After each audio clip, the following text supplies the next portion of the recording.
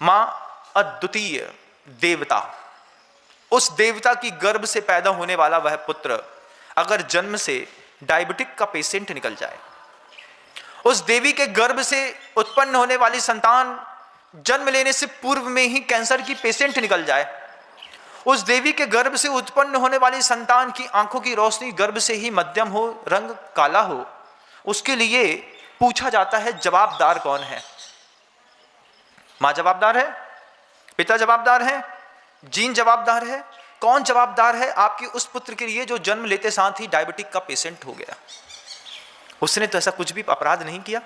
साफ सुथरी प्रकृति में मां की कुक्षी क्या हुई कि एक मंदिर के जैसे वातावरण में वो वहां पर आकर के रह रहा है, उसको वहां पर रोग हो गया, कैंसर हो गया, बच्चों को अभी पैदा नहीं हुआ है और उसके कैंसर का इलाज और कीमो चलता है। बंधुओं, इसके लिए कौन जवाबदार है? एक बार पूछना चाहते हैं आपसे। महाराज हमको तो नहीं पता कि कौन जवाबदार है, मैं बताता हूं, आप ही जवाबदार हैं। जब आपके बच्चे को बाई बर्थ आंख कमजोर हो, आपका बच्चा बाई बर्थ पैर से कमजोर हो, आपके बच्चे के बाई बर्थ बोलने की ताकत नहीं हो, आपके बच्चे को कैंसर हो गया हो बाई बर्थ, या बाई बर्थ आपके बच्चे को डायबिटिक पेशेंट हो गया है, छोटे से बच्चे को बचपन से इंसुलिन लग रहा है, मां को दया तक नहीं आती।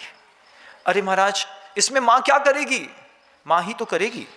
जब जैसा खाए अन्न वैसा होए मन, जैसे बोली वाणी वैसा प्राणी। अब जब वह अपने शैशव काल में गर्भस्थ शिशु होकर के गर्भ के अंदर पल रहा था, उस समय आपके फास्ट फूड का कमाल है, उस समय आपके खाए गए प्रोसेस्ड फूड का कमाल है, उस वक्त आपके खाए गए जंक फूड का कमाल है। तीनों चीजें अलग अलग हैं, फास्ट फूड अलग है, जंक फूड्स अलग हैं और प्रोसेस्ड फूड अलग हैं। आप तीनों की तीनों फ्रूट्स को खाते हैं, उसमें मिलने वाली जो और भी दवाइयां हैं, जो और केमिकल्स हैं, उन केमिकल्स का उस शिशु के ऊपर क्या प्रभाव पड़ता है? कभी आपने महसूस किया? कभी महसूस किया कि पिज्जा बर्गर खाने वाली वो महिला, कोल्ड ड्रिंक्स पीने वाली महिला जो पेप्सी पी रही है, गर्भस्थ शिशु गर्भ के अंदर है, कितना कोमल है वो, कितना वो द्रवित रूप में है, अभी उसका मांस नहीं बना, अभी उसकी हड्डियों में विकास नहीं हुआ, अभी उसकी नेत्र की ज्योति सफल नहीं हुई, नेत्र की पुतलियां पूरी बनी नहीं, और मां ने पेट के अंदर केमिकल डाल दिया, पेप्सी के रूप में, कोको कोला के रूप में, थम्स अप के रूप में, किसी और बियर या वाइन के रूप में। बेचारा बच्चा अंदर मां के गर्भ के अंदर ये सोच करके सो बैठा था कि जन्म से पूर्व में मेरी मां का मुझसे गहरा नाता है, और वही मां फास्ट फूड खा के, वही मां जंक फूड्स खा करके, वही मां बिल्कुल हाइजीन रहने के चक्कर में प्रोसेस्ड फूड को खा करके जब अपने अंदर बहुत भयानक केमिकल का प्रवेश कराती है, बेचारा बच्चा बोल भी नहीं पाता, अंदर से लात मारता है बार बार ये कह करके कि ये खाना मुझे नहीं चाहिए, और मां चला करके कितना खुश होती है कि हमारा बच्चा सरवाइव कर रहा है, घूम रहा है, बोल रहा है, बातें कर रहा है। हम मजाक समझते हैं बंधुओं, एक संतान को पैदा करना 15 महीने की साधना होती है, 6 माह पूर्व से 9 माह पर्यंत के बाद 1.5 माह और जोड़ लीजिएगा, तब तक जाकर के एक स्त्री को अपने जीवन के सौंदर्य को विकसित करने के लिए बाहर मिलने वाले सारे भोज्य पदार्थों का त्याग करना पड़ता है, तब जाकर के जीवन में कोई एक सफल पुत्र पैदा होता है।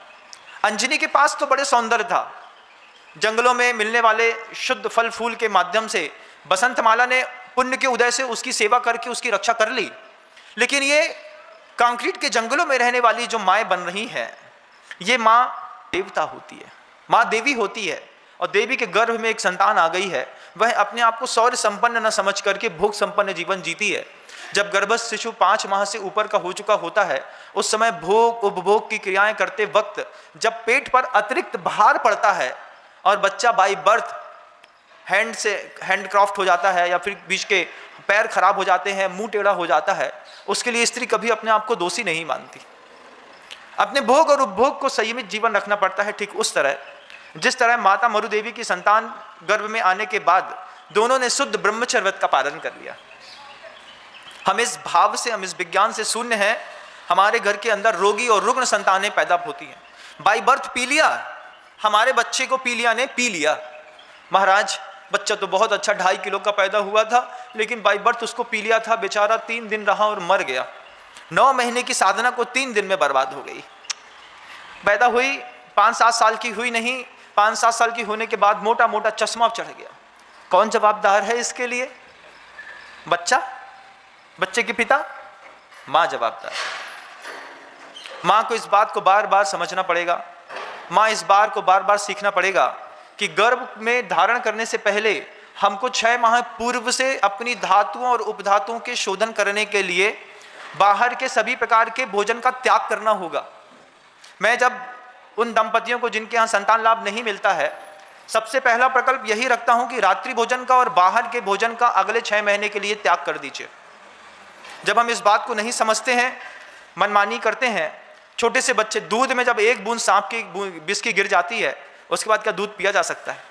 गर्भस्थ शिशु को कोको कोला, पेप्सी, माजा, थम्स अप, विचित्र प्रकार के कोल्ड ड्रिंक्स, इन सब के माध्यम से हम कितना खराब करते हैं हमको अंदाज नहीं होता, बिल्कुल भी अंदाजा नहीं होता, लेकिन हम ये काम करते रहते हैं। जब अंजनी जैसा पवन पुत्र पैदा करना हो तो माँ भी अंजनी के जैसी धैर्यवान और क्षमतावान चाहिए। माँ का तो धैर्य ही नहीं है इतनी सी बात के भी। अंजना ने कितने धैर्य के साथ संतान को पैदा किया है, एक बार देखिएगा। ऐसे ही कोई बजरंगबली नहीं बन जाता बंधु, ऐसे ही कोई पवन सुत पैदा नहीं होता घर के अंदर। फिर भले उसके लिए पैदा होने के बाद आप 1000 बार हनुमान चालीसा सुनाइएगा, उससे भी कुछ होना जाना नहीं है। होना जाना तो जन्म से पूर्व की व्यवस्था पे है कि जन्म से पूर्व से माता अपनी कुक्षी का शोधन करे, अपने भोजन का शोधन करे और फिर बड़ी दयालुता पूर्वक वात्सल्य देते हुए उसका पालन करे। नारी जननी मां हो जाए ये उसका सौभाग्य है।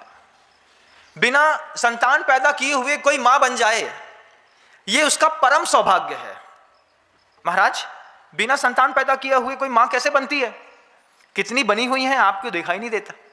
अरे महाराज, उसमें तो पाप पड़ता है ना, बिना संतान शादी नहीं हुई, बिना जन्म दिए हुए मां बन गए।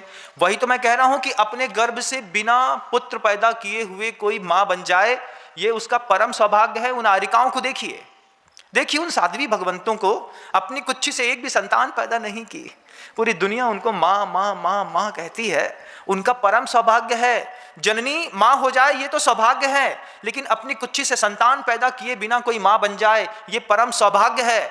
और उससे भी बड़ी बात कि नारी जाति में प्रवेश किए बिना वात्सल्य की धारा अंदर से बहा दे, ये महाभाग्य है जो तीर्थंकरों को मिलता है या फिर बड़े बड़े दिगंबर गुरुओं को मिलता है। वात्सल्य की वो भावना जो पुत्र अपनी माँ जो अपने पुत्र को देती है, वही वात्सल्य की भावना से लबरेज होकर के तीर्थंकर देशना देते हैं। उसी वात्सल्य की भावना से आचार्य आपके ऊपर करुणा करके ऐसे महान अतिशयकारी बिंबों की स्थापना करके चले जाते हैं। उसी वात्सल्य की भावना से साधु उपदेश देता है। वह वात्सल्य की भावना जो एक माँ की पुत्र के प्रति बहती है, बिना स्त्री पर्याय में गए एक साधु की आपके प्रति बहती है। महसूस करिएगा, ये अनुभव करने का खेल है। भाग्य, सौभाग्य और महाभाग्य यूं ही जीवन में घटित नहीं होता। गुरुदेव ने हाथ में पिच्छिका दी, पिच्छिका देते के साथ बोलते हैं कि जितनी कोमल पिच्छी है, इससे कोमल जब तक तुम्हारा मन नहीं बनेगा तब तक ये पिच्छी तुम्हारे हाथ में सिद्ध नहीं होगी। बाय बर्थ जो रोग बच्चे के अंदर पैदा हुआ उसके लिए आप जवाबदार थे। अब भगवान उसको ठीक कर तो देते हैं। कई गुरुओं की ऐसी कृपा होती है कि आपके बच्चे के स्वास्थ्य में जब आपका वैद्य, चिकित्सक, डॉक्टर्स इलाज नहीं कर पाते, तब बंधा जी के अजिनाथ भगवान के चरणों का गंदोदक काम कर जाता है। अश्चर्यकारी जिनबिंब काम कर जाते हैं। उन गुरुओं की क्या करुणा है। 1200 वर्ष पहले यहां से जाने से पूर्व अपनी साधना के पूरे परमाणु इस बिंब के अंदर छोड़ करके चले गए।